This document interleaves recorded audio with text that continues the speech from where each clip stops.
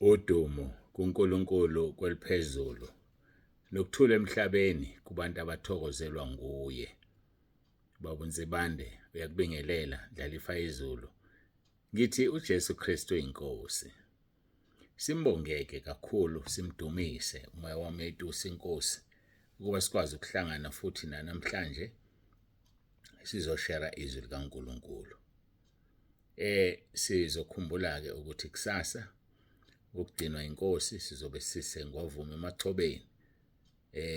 Sinomkonzo khona emathobeni engwavuma kubo kaSwane usikhwama webandla. Sizobe sisengwavuma emathobeni. Abaseduzeke nalapho bayazi. Ukugcinwa inkosi ngomsombuluko sisejozini emabhanoyini lapha ekhaya kwababa uMpontshana ejozini emabhanoyini. Ngwafakile ke onke la uma-poster akhona ekhaya lezwi umuntu uyayikhethela ke ukuthi uthanda ukuya kuphi. Ngeke siyambonga uNkulunkulu wethu kakhulu siyamdumisa. Akekho njengaye, akekho futhi ofana naye. Ngiyathanda futhi ukugcizelela kunabazalwane bayanda basebenzisa inamba endala. Asisebenzisi inamba ethi 063 77 55162. Lwafa ucingo emva kuba bel-updateile kungena i-system entsha kuthiwa yini uku-upgrade whatever bakwenza, ngiyayikhohlwa technology yakhona. Alanga belisakwazi ukungena kuma-contacts. Ngahamba ke ngaya kwa-Vodacom lwabehlula lapho la ngikwi-service provider yami. Base bengiletha kune Samsung shop engaphakathi kwa-MTN. Ngaya kwa-MTN bazama bahluleka balithatha luhambile alukho. Ngabuya nganothisa ngabhala ngathi kusukela manje ngale date asisezuyisebenzisa le namba, ngayisho inamba esebenzayo. Abantu ke balokhu bengibelesela ngenamba endala. Ngiyamangala mina kanti abantu bayilalela inkonzo noma bayilaleli noma ikhaya lezwi balisebenzisela imfuno zabo nje. Umunye uzaqhamuka impela ethena akayazi le namba. And nami ngimile ngeke ngibanike ngoba ikhona egroupini. Ongenayo ingoba akafuni ukulalela inkonzo futhi akafuni ukubuka imlayezo esegroupini. Ngeke ngidedele secretly. Ngeke ngimnikeze umuntu eceleni. Mhlawumbe kumnye ngiyababondolo umusha wayesanda ukubingelelwa kwenzeka lezi zinto, ngiyamnikeza ke loyo. Kodwa ngisukele nje umuntu omdala okufanele ngabe njobe esekhaya lezwi uyazi ukulalela inkonzo ebona imiyalezo, ngimnika inamba nganinika nonke ngayifaka ekhaya lezwi, cha. Ngisazi izathu ukuthi ababuzi ngani kwabanye abantu ababangenisile noma bona abangenisa bona. Impela nje kuze kwanzima nje komunye ukuthi ayena akayazi lo namba. Nokuthi ke mawungena enambeni entsha okokuqala, ngiyakucela bhala igama lakho, isibongo sakho, indawo ohlala kuyo. Ngoba phela usuku ungena okokuqala i-WhatsApp number ngiyayibona. Zethule ngoba mawungazethuli angikwazi mina ukuthi ubani. Kunormali nje lokho ngoba uyazi phela ukuthi lo muntu akangazi kule namba, so kunormali lokho. Kodwa khona abangafuni ukuzethula. Axoxe nje umuntu indaba ende impela angazi ukuthi ngixoxa nobani. Ngimsize kanjani ke? Ilawo ma messages ke manje abhidlangile. Ngiyabona ukuthi ngiyalingwa ngisehlane. Unamanga sathane ngeke ungithole. Basebenzise nje ufisa ukubasebenzisa. Kodwa mina ngeke ungithole. Nana nisuvuma ukusetshenziswa uSathane. Asisebenzisi inamba ka063. Asisebenzisi inamba ka064. Ngethemba kezwakala. Nenye ke futhi ikhona sengikhohlwe nokuthi ithini, asisebenzisi. Sisebenzisa le engingezuyisho namanje ngoba abantu kuphawu lokuthi abalaleli inkonzo. Hayike simbonge uNkulunkulu, ngiyadlula ke lapho. Ngiyadlula ngihlezi kulezi zinto lezi. Abantu sebeyaqala bayabuyisa ama-emoji kanti abesenqamukile. Ngiyanicela emagroupini tshelana abantu bayeke ukuthumela ama-emoji. Ngiyanicela bese kungcono kakhulu futhi nani seniqedisile anisasho. Sathi mtsheleni umuntu ofakile, ungabi nandaba ukuthi uwe yedwa noma ubani, ukuze athole ama-messages amaningi. Amtshela into eyodwa, adikile, aphume. Noma mayengewacebo likaNkulunkulu uzoxolisa kubo bonke abantu noma beba-100 abamthumelile acela uxolo, abuyeze kumina acela uxolo, ngoba kufanele simxolele, kodwa kufanele naye axolise. Kufanele naye axolise ngoba konile kimi ngedwa. Ngiyaxolisa kakhulu ngalo msindo. Kufanele axolise ngoba konile kimi ngedwa lo muntu. So-ke sifika simnikezeke ithuba lokuxolisa, ngoba masingamnikeza ithuba lokuxolisa kuzoba inkinga leyo. Masimnikezeni ithuba lokuthi axolise phakathi kwethu, ngoba phela ngeke umsizi axolise kubaba uNsibande ayeke uxolisa egroupini akakuyona afake kuyo ama-emoji uxolo, ngoba phela sengichaze kaningi umuntu ona wona kuNkulunkulu nakumuntu okubonile wona. So mawuzogijima uxolise kubaba uNsibande uyeka abantu nabo egroupini, uyazibona yini ukuthi awuxolisile. So la bantu mabekutshela xolisa kubona wena. Musufuna kube yimina engifaka i-VN yakho ngixolisele, ngeke ngikwenze lokho. Xolisa kubo bonke abakutshelayo uthi hawu ngiyabonga ngiyaxolisa, ngiyabonga ngiyaxolisa, ubonge. Ngowecebo-ke wena, kodwa wena uvela uphume ujabulela ukuthi uyaphuma, noma ufake i-emoji maqede bese uyaphuma ungafuni ukuyi-correct. Khona benze njalo futhi, anele ukuyifaka nje, ngisuthi ngisuke ngenhloso athi ufuna ukuvalelisa nge-emoji. Uzilandela isiqalekiso, ngeke ulungelwe yilutho. Akukho kulungela emhlabeni ngoba uhambe wonile ekhaya lezwi, uzilandela isiqalekiso. Ngeke ulungelwe yilutho. So xolisa uhambeke uma ufuna ukuhamba, ngoba vele akekho ophoqiwe ukuthi abesekhaya lezwi. 1, akekho futhi oncengiwe ukuthi abesekhaya lezwi, ngoba ikusasa lakho lokuthi ukhethe ukuthi uyesihogweni noma uyezulwini. Akekho ozoncenga omunye ukuthi ayezulwini engathandi, futhi akekho ozoncenga omunye ukuthi ayesihogweni engathandi. The choice is yours. Zikhethele wena ukuthi ufuna ukwenzani. Zikhethele nje wena ukuthi ufuna ukwenzani. Ayike ngicabanga ukuthi izwakele indaba yama-emoji. Aseyaqala yabuya ngoba ngicabanga ukuthi nini enixegisile bazalwane ningasho. Shonini nonke nimtshele. Hayike angibonge. Baba uNsibande uthi masiguqe sithandaze singene enkonzweni yethu yosuku.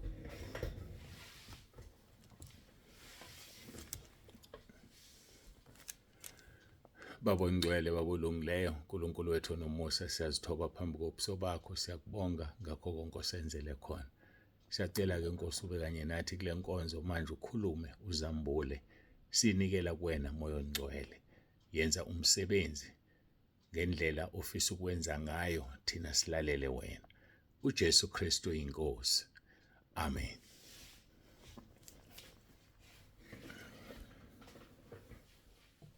Siyambonga uNkulunkulu wethu kakhulu, siyamdumisa abangcwele. Sizofunda izwi lenkosi kuMathewu chapter 5 verse 8. Matthew chapter 5 verse 8. Uthi babusisiwe abanenhliziyo ehlanzekileyo ngokuba bayakubona uNkulunkulu. Yiba nenhliziyo ehlanzekile ukuze ukwazi ukubona uNkulunkulu. Uma inhliziyo yakhe ingahlanzekile ngeke umbone uNkulunkulu. Kuhlanganisa nezinto esizenzayo ezirong. Into erong oyenza ingcolisa inhliziyo. Ukufaka ama-emoji ungcolisa inhliziyo. Funda ukuthi uxolise mawusuyifakile uzithobe. Uqhubeke ubhala ngenamba erong ungcolisa inhliziyo yakho. Kufanele uxolise bese uyayeka. Nginey'namba eziwu-4 zika-admin. Imakhe osebenza ngayo ukuze njalo uma ufuna ukungena ungene egroupini bese uya kuyona ngokubuka i-profile pic yayo bese uthi nangu baba Mtsebande la ikhona ngenamba yakhe entsha bese uyangena kwi-profile pic. Ngesikhathi hayi kwi-profile bese uyangena kuyena sathi ungena kuyena usuyabhala imessage isiza kimi ngqo ngenamba correct. Kulula nje. Inamba correct uzoyithola egroupini. Ngene egroupini yakho ungene kuyona kuvela amagama abantu kuvela o-admin. Uma usubona lo admin abawu4 khetha wena le engithe sisebenza ngayo uyinake uyibonisise bese ungena kuyona bese uyathumela ufisa. Kulula ngendlela emangalisayo. Inamba zami zonke zikunina ngaphandle kwale phone elwayo uma sekuyisikhathi se-appointment. Iyona engekho egroupini leyo ngoba phela ayinayo WhatsApp. Kodwa zonke ezinye zino WhatsApp. Ngachaza ngathi ngenzela ukuthi ngoba sonke sinamaphutha mangizi exitile kwenye ngephutha ngizifake mina kwenye ngoba ngiwu-admin ka4 times. Ayicacile leyo ngiyabonga. uNkulunkulu akubusise, uNkulunkulu abe nawe. Masifunde izwi lenkosi. Babusisiwe abanenhliziyo ehlanzekileyo ngokuba bayakumbona uNkulunkulu. Izolo sikhulumile kakhulu ngezinto ezingcolisa umuntu ezivela enhlizweni. Sifunde uMathewu chapter 15 verse 17 kuya ku20 sathi Inkosi uJesu yakhuluma lamagama yathi anikaqondi yini ukuthi konke okungena emlonyeni kuya eswini kuze kulahlelwe ngaphandle na? Konke okungena emlonyeni kuya eswini. Bazalwane siyazi yikho kunama toilet. Yikho kunezindlu zangasese. Umuntu odlile kufanele aye toilet. Uma udlile ungaye etoilet kusho ukuthi uyagula unenkinga. Yikho ke nalabo abadla ngamapayipi, abadla ama-drip ngoba kuwamanzi begcine bengayile toilet bagula kakhulu. Kuyinkinga ukuthi basiwe toilet. Kodwa wena ophilayo uzihambelayo mawudlile ukudla kuyagayeka kusebenze lokho kusiza umzimba bese kudlula okufuneka uyokhipha etoilet. So ke lisho njalo ke izwi uverse 17 kaMathewu chapter 15 anikaqondi yini ukuthi konke okungena emlonyeni kuyeswini kuze kulahlelwe ngaphandle na? Verse 18 kepha okuphuma emlonyeni kuvela enhlizweni. Yezwa ke okuphuma emlonyeni yilokho okuvela enhlizweni. Lokho ke kuyamngcolisa umuntu ngoba kusuke kuveza inhliziyo. Khumbula ubuso buyiwindi lenhliziyo.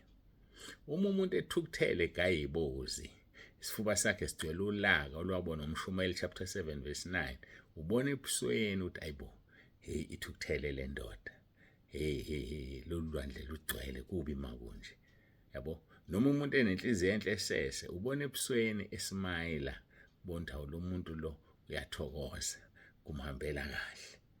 So ke ubuso buyifastela lenhliziyo. Ungazenzisa nje uyihlekise wenze konke ofisa ukwenza uthi ufihla ulaka noma amagqubu noma inzondo esenhlizweni ubuso buzokuveza. Udina usukhuluma kuphuma emlonyeni. Yikho lithi izwi lenkosi verse 18 Matthew chapter 15 kepha okuphuma emlonyeni kuvela enhlizweni lokho ke kuyamngcolisa umuntu. Usiyakubala kuJesu izinto ezingcolisa umuntu verse 19 ngokuba enhlizweni kuvela izindlo ezimbi. Uzindla kanjani wena? Mawusulahlekelwe yinto uvela umbono oyithathile angithi ukuzindla kabi lokho ngoba unalo iqiniso. Ukubulala sikuchazile izolo, ukuphinga, ubufebe, ukweba, ukufakaza amanga bese kuba ukuhlambalaza. Amahlaza aphuma emlonyeni uhlambalaze khuluma izinto noma kanjani. Mhlawumbe uthi hayi ngoba sabe sifazane sodwa khulume nje izinto ezokungcola kanjani. Uyangcolisa laba abantu indlebe zabo. Nithi ningabe silisa nodwa nikhulume noma kanjani. Ngisho noma unopartner wakho ushade naye qoqa ulimi lwakho musukhuluma noma kanjani uhlambalaze. Hlonipha mhloniphe. mhloniphe. Lithi izwi lenkosi masibahloniphe.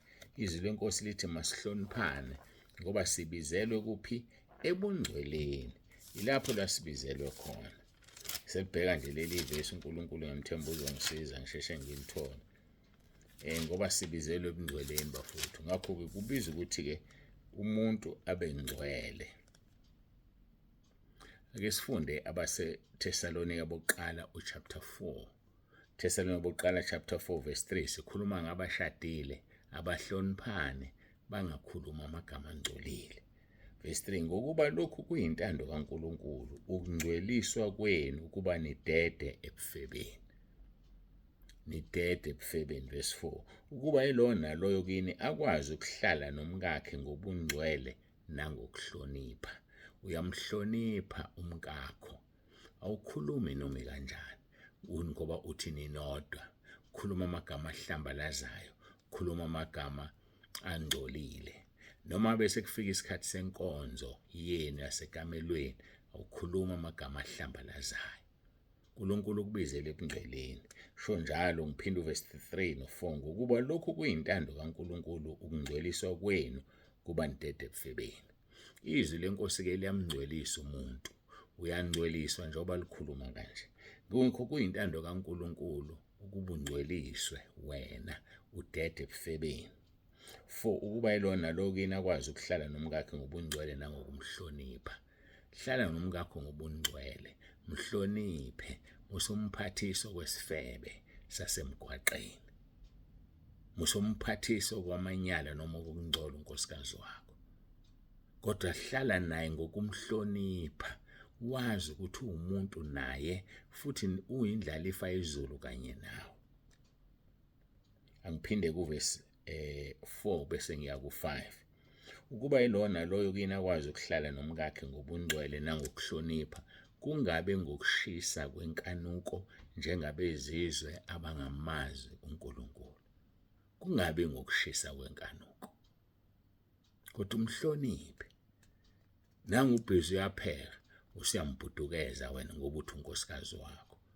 Akakufuni uNkulunkulu lokho. Mhloniphe.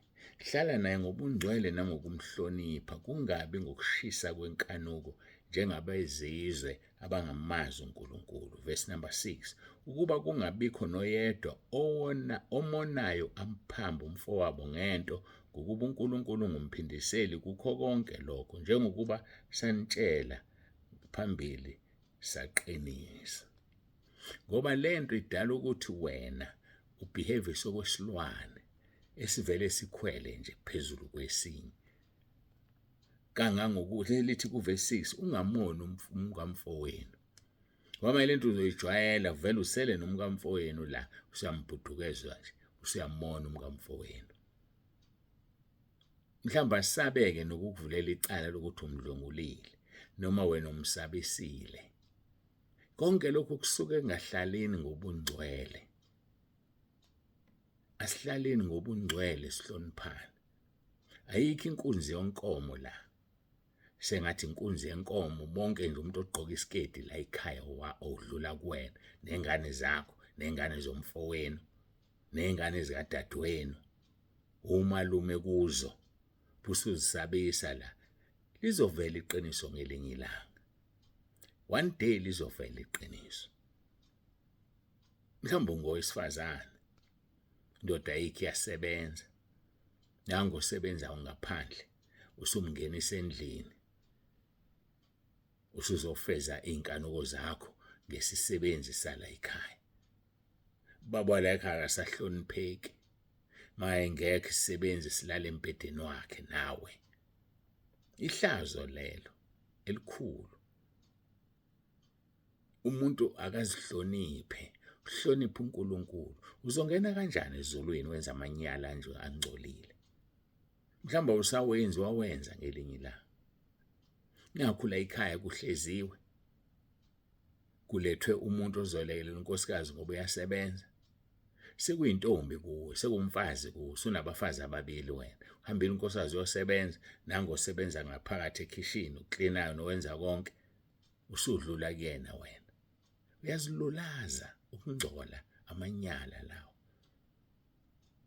mhlawumbe ngowesifazane khona owesilisa ohlezi la ngezathu ezithize, mhlawumbe ingane yesikole, umdala wena usuyenga na ingane yesikole izomhlonipha.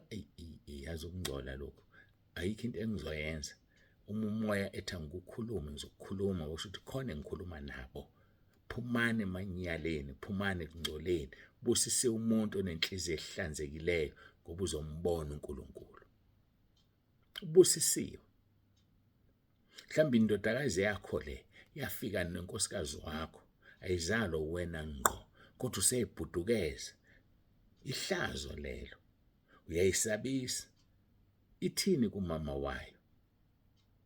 Usuyihlanganisa nonini, ulala nabo bobabili.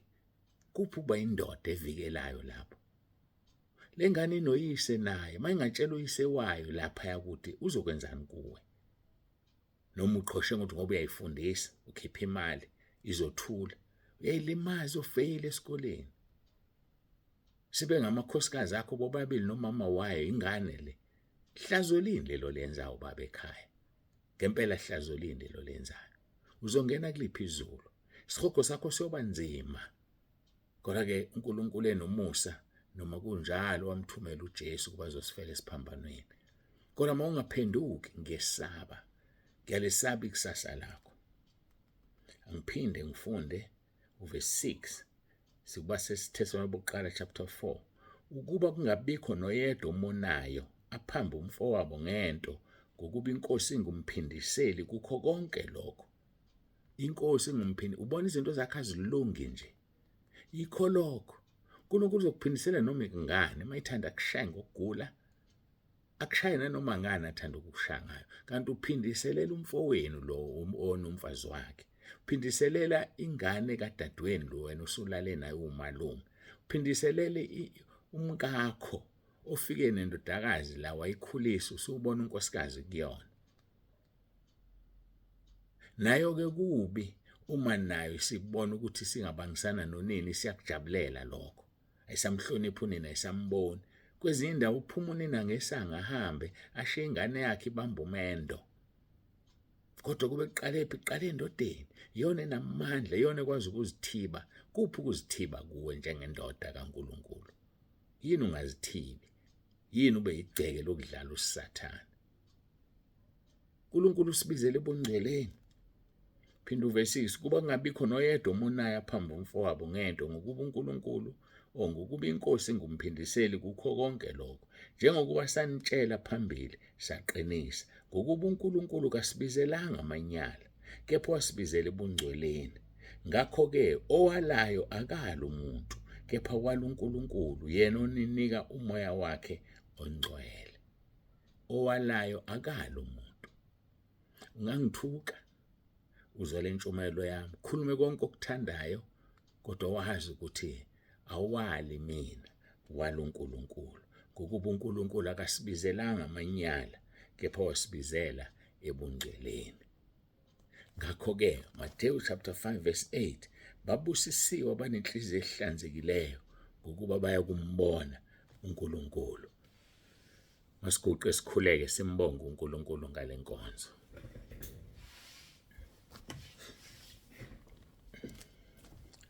Babongcwele, babolungileyo, uNkulunkulu onomusa, siyazithoba phambi kobuso bakho, siyabonga ukukhuluma kwakho umoya ongcwele. Asikwazi ukuphikisana nakho. Sebenza-ke Nkosi emfihlakalweni, wenze umsebenzi kulona loyo lalele. Ngiyacela Nkosi ubenze abantwana bakho babone ukungcola kwabo, bazihlanze, bazihlambulule, ngoba yibona kuphela abanenhliziyo ehlanzekileyo bayokubona uNkulunkulu. Dala kubo inhliziyo ehlanzekile, ubanike umoya oqinileyo. Ngegama lenkosi uJesu Kristu ngiyacela. uJesu Kristu uyinkosi. Amen.